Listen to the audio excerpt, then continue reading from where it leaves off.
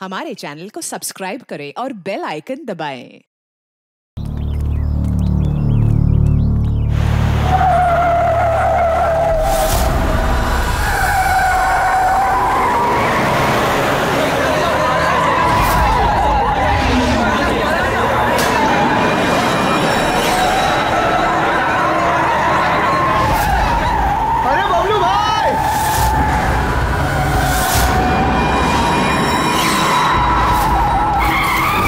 गाड़ी में कोई भी नहीं है।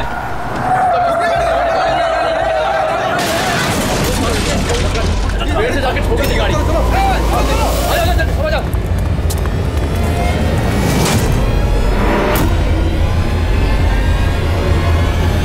अरे बबलू भाई, अंदर तो देखो, ड्राइवर नहीं है। गाड़ी अपने आप कैसे चल रही थी?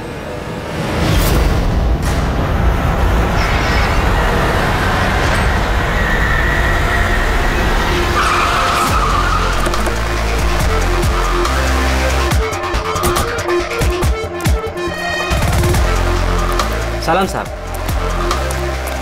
क्या बात है? एक्सीडेंट के केस में सीआईडी को बुलाया तुम लोगों ने? सर मुझे लगा है नॉर्मल एक्सीडेंट नहीं है, इसीलिए। क्यों?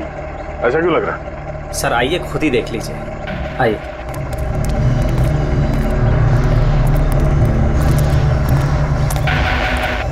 सर दरवाजा खुल नहीं रहा था, बड़ी मुश्किल से हमने खोला इसे।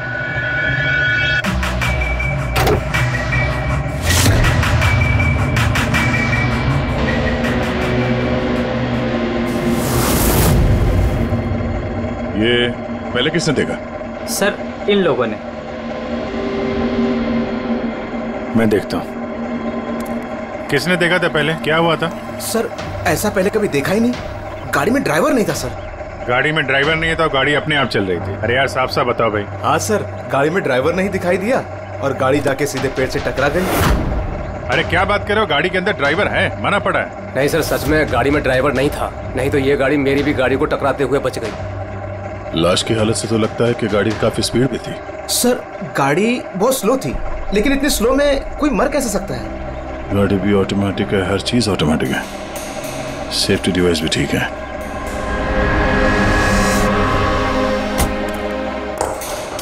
ये लोग तो बोल रहे हैं कि इन लोगों ने इसे ड्राइव करते हुए देखा ही नहीं। अच्छा, तो हो सकता है ये ड्राइवर पहले से घायल हो, जिसकी वजह से ये ड्राइविंग सीट से फिसल के स्टीयरिंग के नीचे जो जगह वहां पे सरक गया और उसके बाद ही एक्सीडेंट हुआ। शायद इसीलिए नहीं दिखा होगा। कुछ पता चला कौन है? कुछ आईडी वगैरह? अरे हाँ, इसका नाम अमन है और उसका मोबाइल है बुरी तरह से टूट गया। और एक बात अभिजीत, ये गाड़ी ऑटोमेटिक है। ये देखो इंजन अभी भी ऑन है, ऑफ नहीं हो रहा है। हो सकता है जब ये एक्सीडेंट हुआ हो उसकी वजह से जो इम्पैक्ट हुआ उससे ये कार का कंप्यूटर क्रैश हुआ। यार ये लोग तो बोल रहे हैं कार बहुत स्लो थी जब टकराई। ऐसा इम्पैक्ट?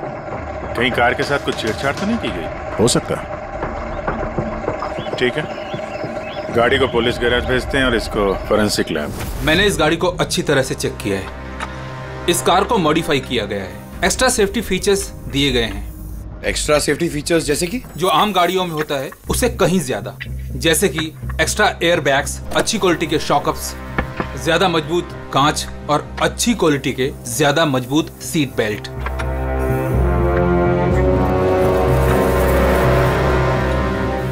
ये देखो, निकोटीन पैच। Nicotine patch? ये तो सिगरेट छोड़ने के काम में आता है ना? हम गाड़ी के सिस्टम को कंप्यूटर से लिंक कर सकते हैं? जी हाँ मैडम, एक मिनट।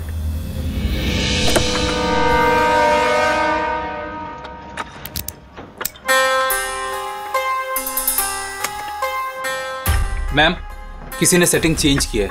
कार के सॉफ्टवेयर को हैक किया गया है। खिड़की के कांच से लेकर ब्रेक तक सब कुछ कोई और कंट्रोल कर रहा था। अगर सब कुछ कोई और कंट्रोल कर रहा था, फिर हादसे के बाद इंजन उसने बंद क्यों नहीं किया? टक्कर की वजह से कार का वायरलेस सिस्टम डैमेज हो गया था, इसलिए कार बंद नहीं हुई। गाड़ी को हैक किया गया? मतलब ये एक्सीडेंट नहीं है, ये तो मर्डर है।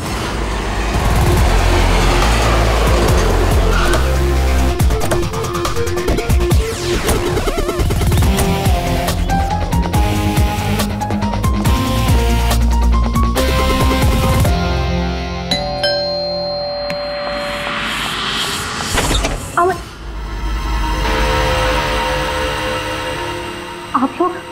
सीआईडी।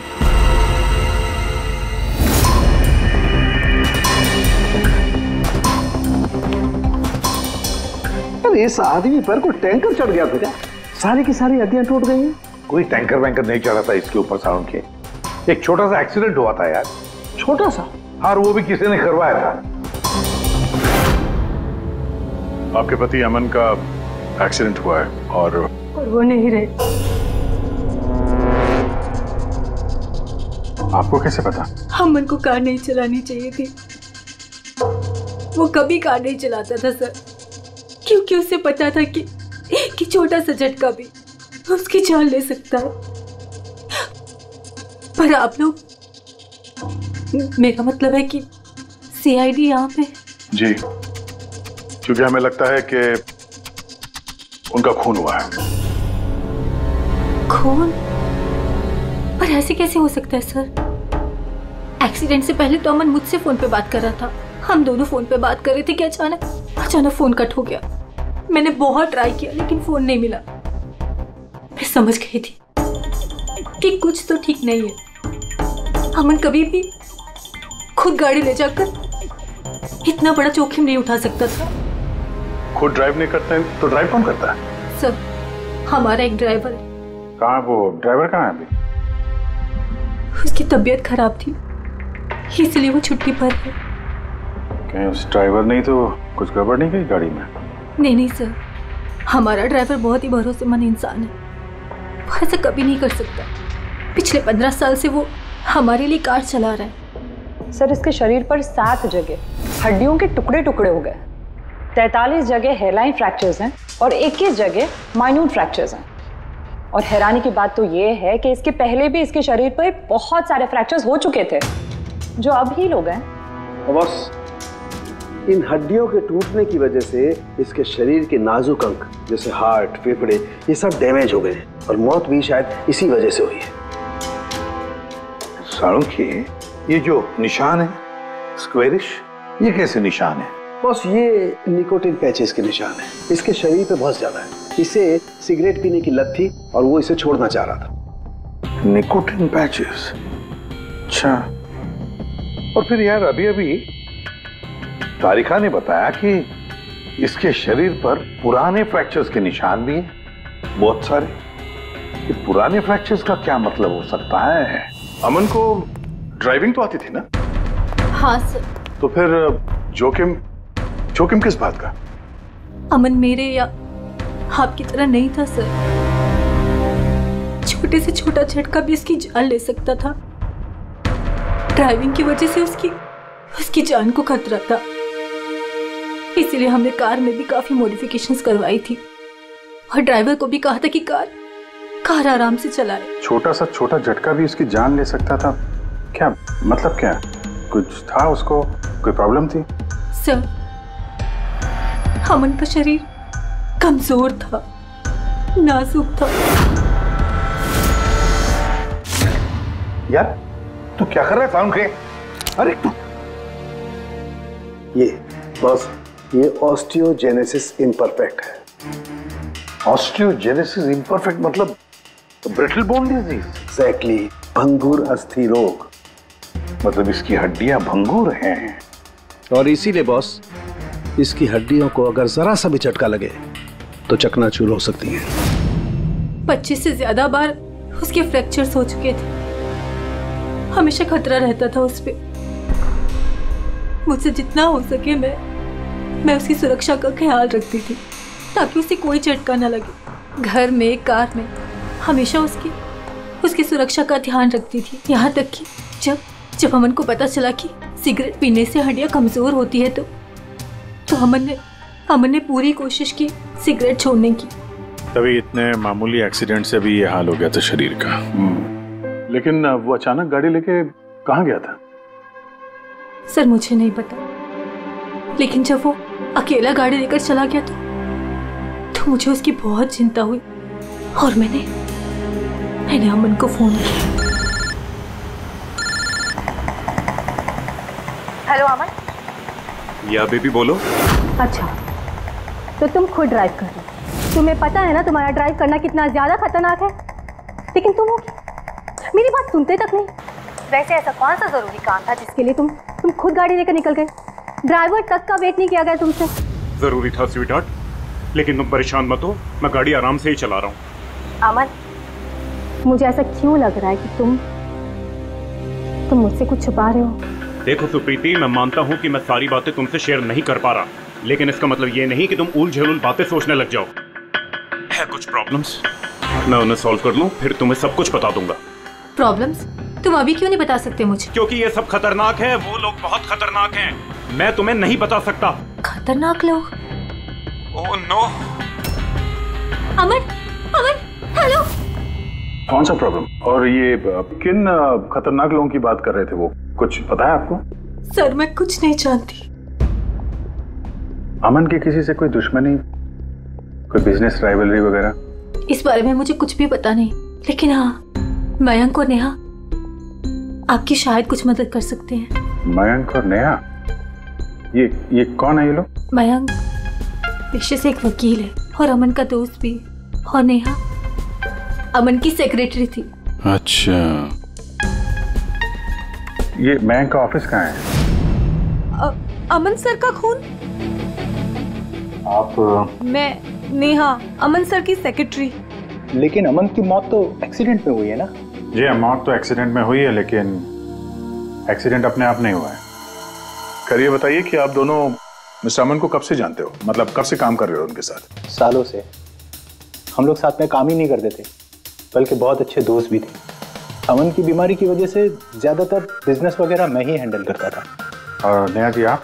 सिर्फ मैं और मयंक सर ही तो थे, अमन सर का पूरा बिजनेस संभालते थे। वैसे बिजनेस क्या है उनका? इन्वेस्टमेंट का बिजनेस है। हम लोग अलग अलग कंपनीज में पैसे लगाते थे, और जब वो कंपनीज में मुनाफा होने लगे तो अपना परसेंटेज वापस ले लेते थे। ऐसी 50 कंपनीज है जहाँ पर पैसे लगाए थे अमन ने। किस तरह का कंपनीज में इन्वेस्ट करते थे ये? वैसे तो कई सारी कंपनीज में पैसे लगाए थे, लेकिन उनकी सबसे ज्यादा दिलचस्पी 20-30 फार्मास्यूटिकल्स कंपनीज में थी।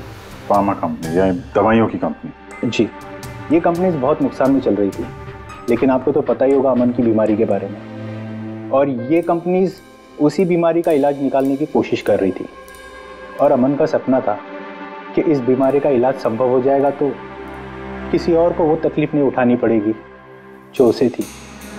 और सर, अभी तो उन कंपनीज में फायदा भी होना शुरू हो गया था। कोई दुश्मनी, किसी से कोई लड़ाई झगड़ा? नहीं सर, ऐसा तो कुछ नहीं था। अगर कुछ होता तो वो मुझे जरूर बताते थे। अमन की वाइफ का कहना है कि पिछले कुछ दिनों में वो परेशान लग रहा था। आपको जानती? परेशान तो थे, मगर मुझे कुछ बताया नहीं। मुझे लगा काम का प्रेशर होगा बस। आपने बताया था कि दवाइयों की कंपनी जो नुकसान में चल रही थी, उनमें से कुछ को फायदा होने लगा था। सबको नहीं सर, शायद एक को। मुझे उसकी डिटेल चाहिए। जी, मुझे अकाउंट चेक करना होगा। ठीक है। और मुनाफे के अलावा कोई ऐसी बात जो आपको अलग लगी या फिर कुछ अजीब सी हो, वो भी बता दीजिएगा।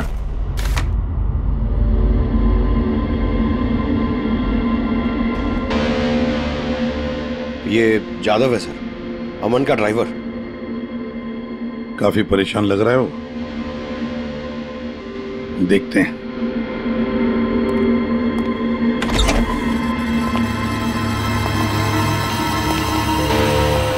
जादव? जी सर। अमन के ड्राइवर है ना? जी सर। क्यों, छुट्टी पर क्यों गए थे तुम? साहब, बीमार हूँ और अमन सर ने मुझे खुद छुट्टी दिया था। मिस्टर अमन को तुम ही लेके जाते थे ना? जी मैडम, अमन सर मेरे साथ ही जाते थे। कभी वो कोई टैक्सी वगैरह नहीं लेते थे। तो फिर तुम तो हमें बता सकते हो कि अमन साहब कहाँ कहाँ जाते थे, है ना? जी जी। ये देखो जादव, ये जगह पर उनकी मौत हुई थी। अब ये जो रास्ता है, ये कहाँ पर जाता है या फिर वो इस रास्ते पर कहाँ जा रहे थे, ये तुम्हें पता है? मुझे नहीं पता है। देखो, हमें पता है कि तुम इसके बारे में जानते हो। तुम्हारी भलाई इसी में है कि सीधे सीधे बता दो। जी मैडम। सुप्रीति मैडम से कुछ कहिएगा मत। वो सड़क के कुछ दूर पे एक मोटेल है, वहां हमेशा वो बार बार जाते थे। मोटेल में बार बार जाते थे? क्यों, इससे मिलने जाते थे? जी साहब, एक मैडम थी,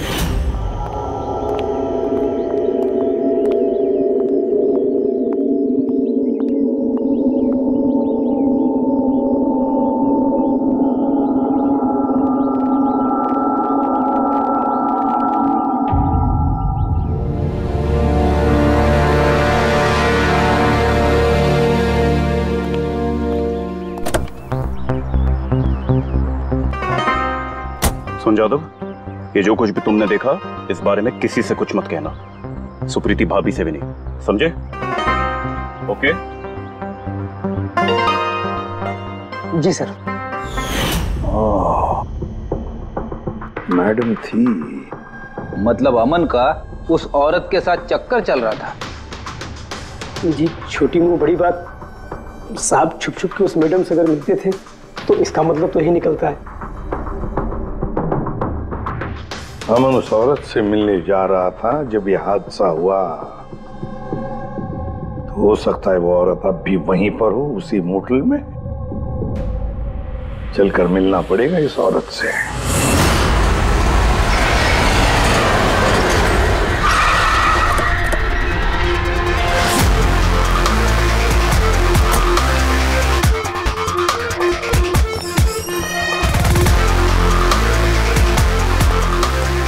Excuse me?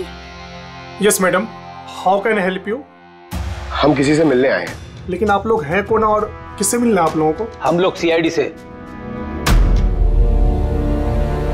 ये आदमी, ये आपके मोटेल में आता जाता रहता है? हाँ मैडम। किससे मिलने आता है? हमारे होटल के रूम नंबर 305 में एक मैडम रुकी हुई है, रूही। वो उनसे अक्सर मिलने आता रहता है। 305? यस सर, वो अभी चेकआउट करने वाली है। ये रूही हाथ से निकलनी नहीं चाहिए। कहाँ से जाना है? सर यहाँ से लेफ्ट। पंकज, स्टेयरकेस से जाओ, हम दोनों लिफ्ट से जाते हैं।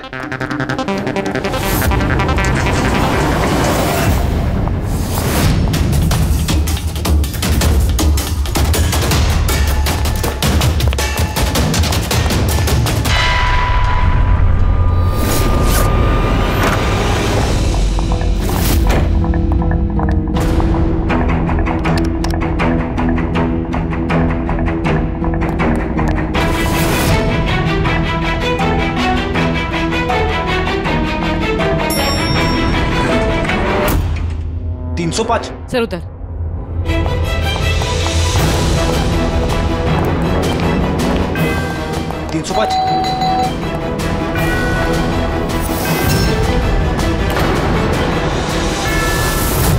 रूही?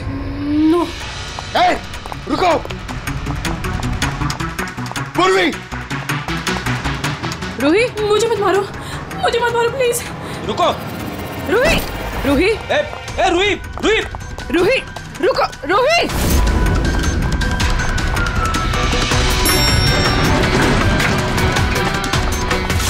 रुक जा। रूही, रुको। रुक जा। रूही,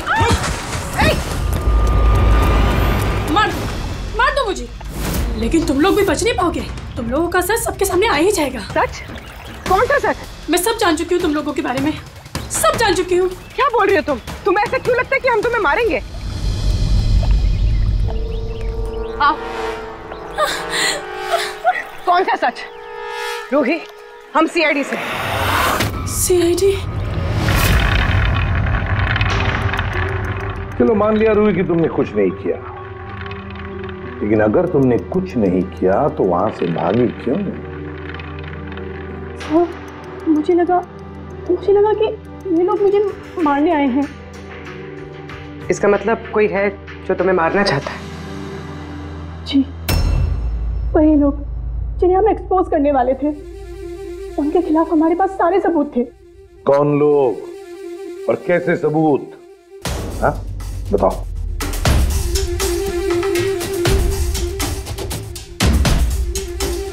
इसे तुम जानती हो ना, यमन है ना, इसी के साथ तुम मिलकर काम करती थी, इसी के साथ मिलकर तुम उन लोगों को एक्सपोज करने वाली थी जिसकी वजह से अमन की जान चली गई। देखो री, अब शायद तुम्हारा नंबर है, वो लोग तुम्हें मारेंगे। सर मैं मरना नहीं चाहती, मैं मरना नहीं चाहती सर। तो फिर बताओ जल्दी, कौन लोग हैं वो? उनका राज छुपाने से वो तुम्हें छोड़ेंगे नहीं। सर,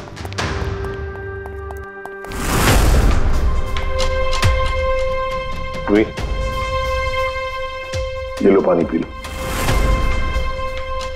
पियो। और मैंने जो कहा ठंडे दिमाग से सोचो, अपने बारे में सोचना जरूर। मैं आता हूं।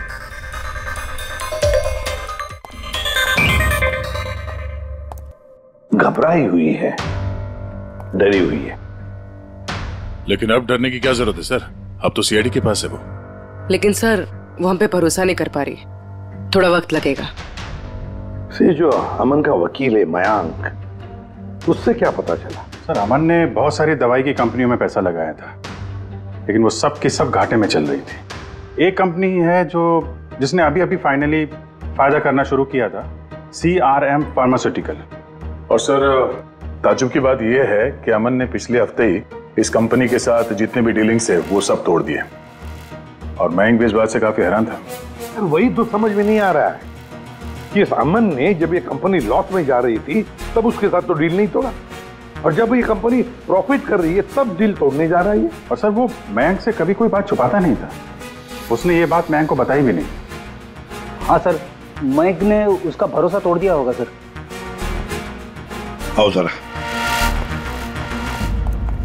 रोहित,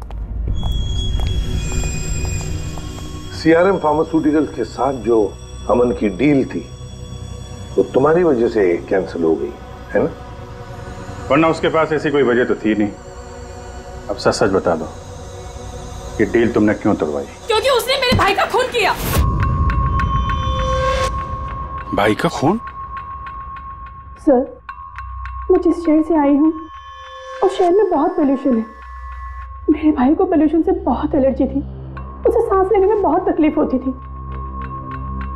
वो तो सिर्फ दवाइयों पर ही जिंदा था। एक मिनट, और वो दवाइयाँ थी CRM फार्मास्यूटिकल कंपनी की, हैं? जी सर, और सबकी सब नकली थी। मेरे भाई के ऊपर कोई असर ही नहीं कर रही थी, और ये बात हमें बहुत लेट पता चली, और मेरे भाई की जान चली गई। तुम्हें कैसे पता चला कि वो दवाई नकली थी? सर, मैं खुद एक प्राइवेट कंपनी में केमिस्ट हूँ। जब ये दवाइयाँ मेरे भाई पर असर ही नहीं कर रही थी तो मुझे शक हुआ कि क्या बात हो सकती है। तो मैंने उन दवाइयों को खुद से टेस्ट किया और मेरा शक बिल्कुल सही निकला। सारी दवाइयाँ नकली थी। नकली थी मतलब? सर, हर एक दवाई एक खास केमिकल से बनती है, और जिस दवाई की मेरे भाई को जरूरत थी वो केमिकल तो उस दवाई में था ही नहीं, जिसकी वजह से वो दवा उस पर असर भी नहीं कर रही थी। और अमन इस कंपनी में एक इन्वेस्टर था। जी सर, इसलिए मैं उससे मिलने भी गई थी, लेकिन वहां जाके पता चला कि इसमें तो उसका हाथ है ही नहीं। और उसने मुझसे प्रॉमिस किया कि वो मेरी इसमें मदद करेगा। अरे सर, आप यहाँ कैसे? कोई काम था क्या? हाँ, ये मेरी असिस्टेंट रूही है। हेलो। इसे देखना था कि दवाइयाँ कैसे बनती हैं। देख सकते हैं? कैसी बात कर रहे हैं सर? आपको कैसे मना कर सकते हैं? आइए मैं दिखा देता हूँ आपको। एक काम कीजिए, आप मेरे साथ बॉस के यहाँ चलिए, रूही अपने आप देख लेगी। रूही तुम जाओ। मैं आइए। एक मिनट सर, ज्यादा आगे मत जाना, आप यहीं तक देखना। आइए सर, मैं लेकर चलता हूँ। आप आइए। आइए सर।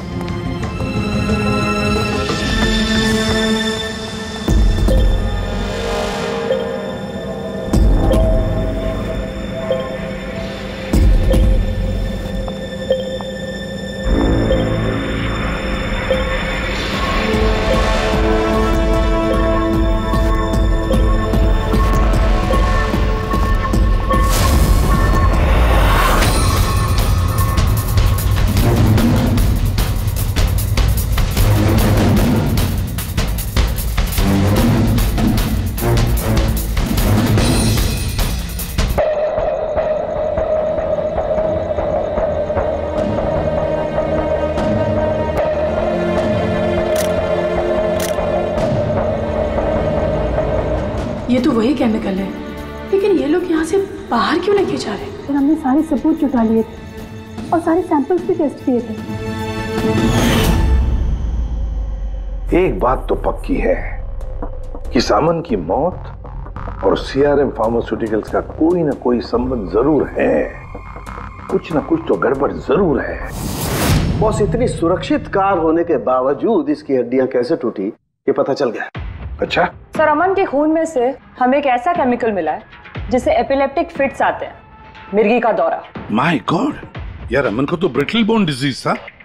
मिर्गी का दौरा आ जाके वो गिर जाता, उसकी हड्डियां टूट जाती, इसी की वजह से इसकी मौत हुई है।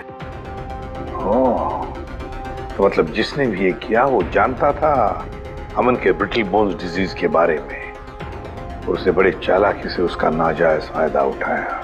पहले उसने अमन की गाड़ी का कंप्यूटर हैक किया और फिर एक्सीडेंट से पहले उसे उस केमिकल का इंजेक्शन दिया जिसकी वजह से उसे मिर्गी का झटका आ जाए। उसे मालूम था अमन किसी भी हालत में बच ही नहीं सकता। अगर मिर्गी का झटका आ जाता तो वो गिर जाता, जिसकी वजह से उसकी हड्डियां टूट जाती और वो मर जाता। अगर उसमें से भी बचता तो कार के एक्सीडेंट में से तो बच ही नहीं सकता था वो। समझ कि मिर्गी का दौरा पड़ने वाला जो ड्रग है कितनी देर बाद असर करता है? बस कुछ घंटे तो लगते हैं। मतलब ये ड्रग अमन को एक्सीडेंट से कुछ घंटे पहले ही दिया गया था। सर कहीं ऐसा तो नहीं कि किसी ने इसे नींद में इंजेक्शन दे दिया हो सकता है। बस एक काम करते हैं, इस अमन की बॉडी को फिर से एक बार अच्छी तरह से चेक करते हैं, देखते हैं कहीं कोई इंजेक्शन का निशान तो नहीं है। तारिका? Yes sir. अच्छा साहब की सीआरएम कंपनी की नकली दवा के बारे में क्या पता चला? बॉस उन नकली दवाइयों में एम्फेड्रिन नहीं है। ओह, मतलब रूही सही कह रही थी। सर ये कुछ केमिकल्स की लिस्ट है जो सीआरएम कंपनी ने पिछले महीने मंगाई थी। माय गॉड बॉस, इसमें तो वो केमिकल सबसे ज्यादा मात्रा में जो सीआरएम की दवाई में होना चाहिए था, 500 गैलन। 500 गैलन तो बहुत बड़ी गड़बड़ है, बहुत ही बड़ी गड़बड़ है। पंकज, अभिजीत और दया से कहो कि वो सीआरएम कंपनी में जाए और वहां से मुझे फोन करें। और फ्रेडी, तुम और पूर्वी अमन के घर जाओ और पता लगाओ एक्सीडेंट के दिन अमन से कौन कौन मिलने आया था। इंजेक्शन? सर, अमन तो इंजेक्शन से बहुत डरता था। ऐसा हो ही नहीं सकता कि वो खुद को इंजेक्शन लगा ले। अपने आप नहीं लगवाया होगा तो किसी डॉक्टर से लगवाया होगा। नहीं सर, अमन तो इंजेक्शन के नाम से कोसों दूर भागता था और उसकी हेल्थ बिल्कुल ठीक थी। अगर कोई भी प्रॉब्लम होती तो वो कम से कम मुझे बताता। किसी और से नहीं लगवाया, खुद नहीं लगाया, तो फिर वो केमिकल उसके खून में पहुंचा कैसे? अच्छा बता सकती है, घर से निकलने से पहले अमन किस किस से मिला? मयंक और नेहा आई थी उससे मिलने। और हाँ मैम, एक आदमी आया था अचानक से, जसवंत। जसवंत? ये जसवंत कौन है? जी, जसवंत सीआरएम कंपनी का सीईओ है और अमन ने उसकी कंपनी में पैसे इन्वेस्ट किए थे।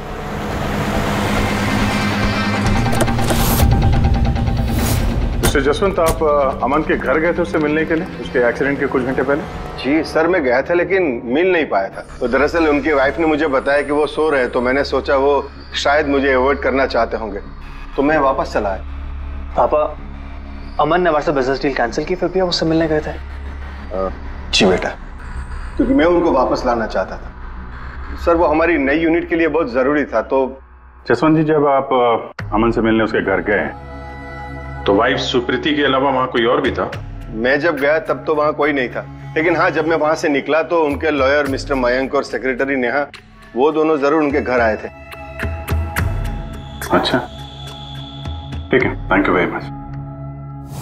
बॉस ये देखो, ये निकोटिन पैच का हिस्सा और यहाँ पर देखो ये इंजेक्शन का निशान। खूनी ने यहीं से वो मिर्गी के दौरे वाला इंजेक्शन इसे दिया है। इसका ये हिस्सा सुन्न करके हाँ, और वो इस पैच के जरिए। इसे इमला पैच कहते हैं। इमला पैच?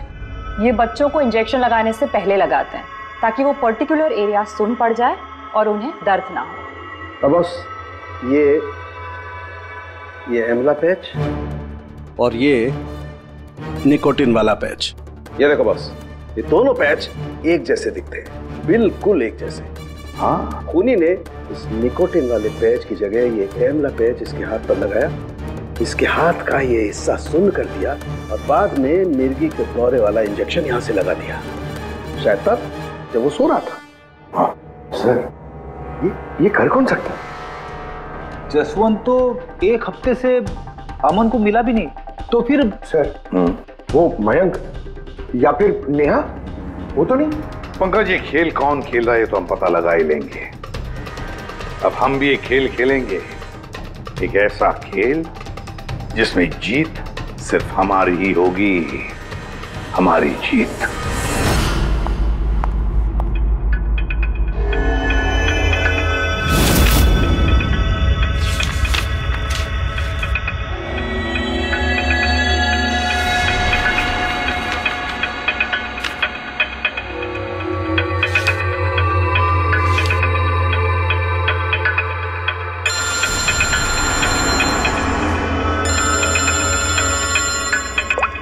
हेलो, मेरा कुरियर तो तुम तक पहुंच गया होगा।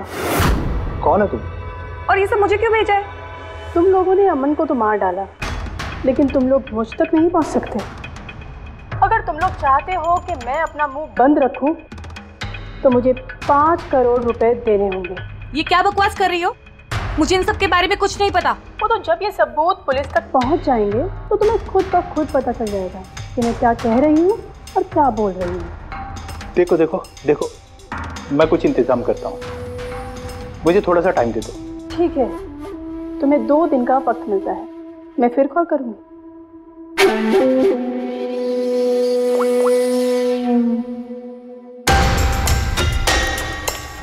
तो मास्टरमाइंड ये मयंक है।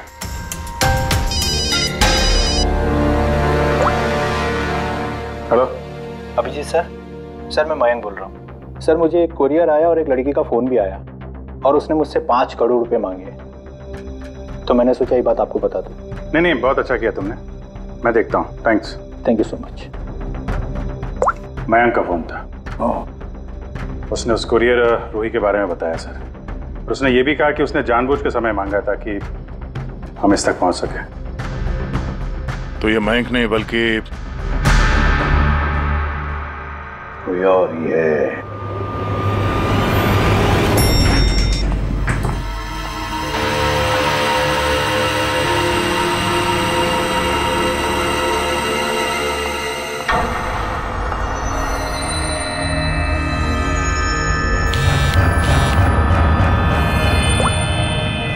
हाँ सर। पूरी इसने यहाँ पर नजर रखी है ना तुमने? हाँ सर, वो अभी अभी यहाँ से निकली है। कड़ी नजर रखना पूर्वी, बिल्कुल कड़ी नजर। अपनी नजरों से ओझल मत होने देना उसे। ये नेहा ही हमें उस खूनी तक पहुंचाएगी। सर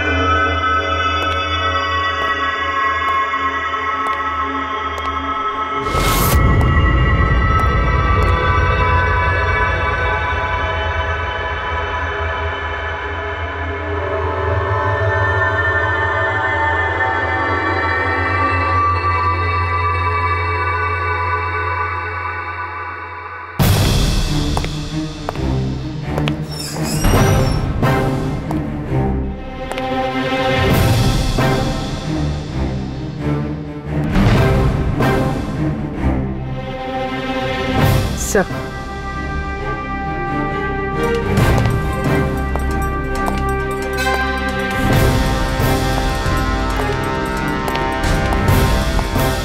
क्या हुआ? इतनी जल्दी में क्यों बुलाया? क्या है ये सब? ये सब क्या है? तुमने तो कहा था कि किसी को कुछ पता नहीं चलेगा। फिर हमारे बारे में ये लड़की सब कुछ कैसे जानती है? डोंट वरी बेबी, मैं सब संभाल लूंगा। मैं हूं ना, जैसे उस अमन को ठिकाना लगाया वैसे इस लड़की को भी ठिकाना लगा दूंगा। तुम टेंशन मत लो, okay?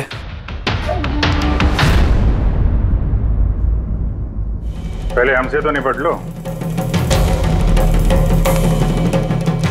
You are under arrest mister Ashwin.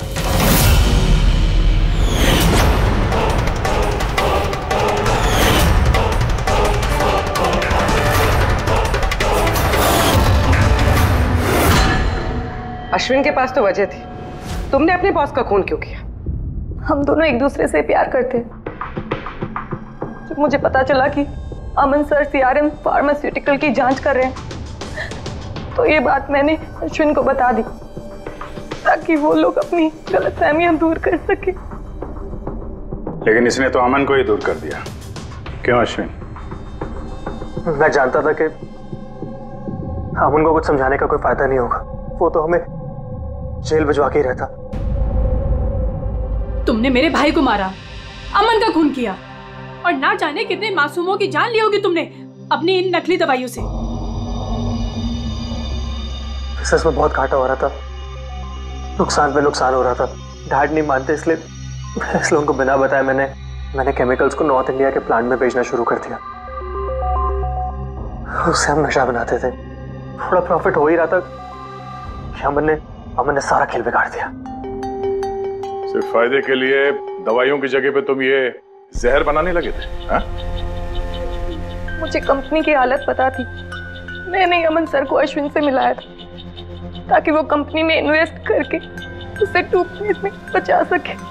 और अमन खुद को तुम लोगों से बचा नहीं पाया। ये सब कुछ मैंने अपने प्यार के लिए किया। मेरे अलावा कोई ये कर नहीं सकता था क्योंकि वो अपने निकोटीन पैच मुझे से मंगाते थे।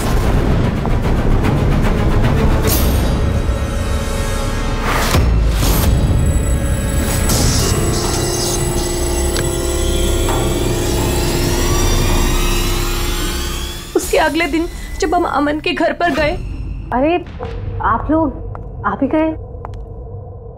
पर अमन तो सो रहे हैं, अगर कुछ इम्पोर्टेंट काम है तो मैं जगा देती हूँ। नहीं कोई बात नहीं, हम इंतजार करेंगे। ओके, मैं अभी आती हूँ।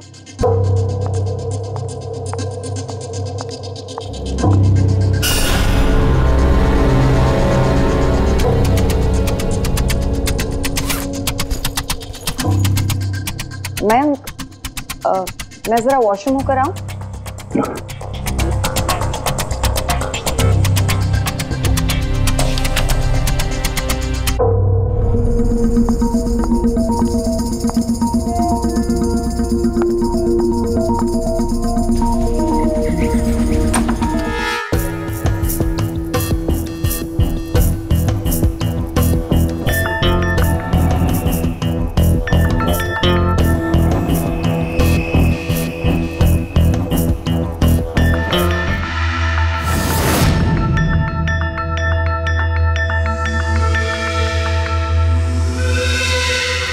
और वो दौरा उसकी कमजोर हड्डियों के लिए जानलेवा बन गया। और तुम चीफ टेक्नोलॉजी ऑफिसर, तुमने रिमोट कंट्रोल से अमन के कार के कंप्यूटर को हैक कर दिया और उसका एक्सीडेंट करवाया। कमाल का दिमाग पाया है तुम लोगों ने, कमाल का दिमाग। काश यही दिमाग किसी अच्छे कामों में इस्तेमाल करते तो देश का भला हो जाता, समाज का भला हो जाता। पर नहीं, तुम्हारे इस टेढ़े दिमाग ने दो मासूम लोगों की जानें ली और पता नहीं कितने सैकड़ों लोगों की मौतें हुई तुम्हारी इस गलत दवाइयों की वजह से। तुम्हें तो कड़ी से कड़ी सजा होगी, शायद फांसी होगी तुम्हें। For more updates, subscribe to our channel, click the show links and enjoy watching the videos.